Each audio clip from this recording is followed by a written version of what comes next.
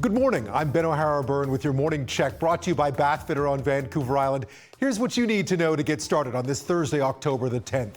Investigators will continue this morning to try to determine what exactly sparked the fire that destroyed 3 mobile homes in Victoria on Wednesday. Crews from View Royal, Esquimalt and Colwood were called to the property on Craigford Road just before 6 a.m. They arrived to find several trailers already fully engulfed and propane tanks exploding.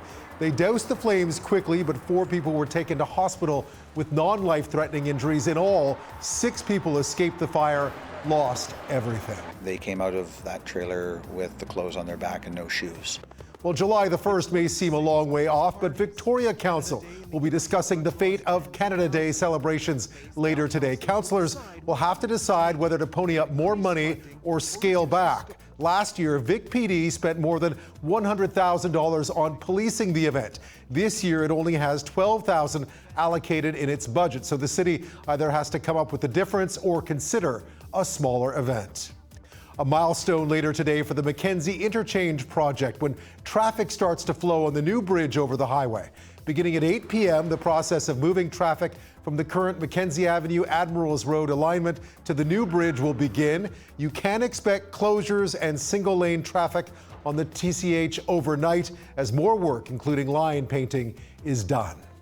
Well, do you recognize this man? Sault RCMP have released this composite sketch of a suspect wanted in connection with a violent sexual assault late last month. A woman was attacked by a man with a weapon on a path near the Sault River on Sunday, September 29th. The woman was able to fight off the attacker and escape. A North Okanagan Mountie has completed a 60-hour walk to raise awareness about post-traumatic stress disorder among first responders. Sergeant Rob Farrer walked 239 kilometers in a continuous loop through the Okanagan Rail Trail and around Wood Lake. He says he's amazed at all the support he's received from both inside and outside the RCMP. As BC considers new regulations surrounding vaping, Washington State is the latest jurisdiction to ban certain vaping products. The State Board of Health approved an emergency 120-day ban on the sale of flavored products. It went into effect on Wednesday. It also asks to ban any ingredients found to be causing a growing number of lung illnesses related to vaping. We seem to be in the middle of a lot of corporate overreach. A deliberate power outage plunged hundreds of thousands into the dark in California overnight. Pacific Gas and Electric cut off power out of fear that high winds could bring down power lines that could spark wildfires. The company was blamed for several wildfires last year, so that prompted preemptive cuts this year. In sports, no lack of power for the Canucks last night as they crowned the Kings, winning 8-2 in their home opener. And speaking of Royals, Victoria hosted Everett at the Save On Foods Memorial Centre last night, looking to extend their undefeated streak at home, and they jumped out to an early lead, but the Silvertips would break a 2-2 tie late in the third and go on to win 3-2. The Royals host the Tri-City Americans on Friday night.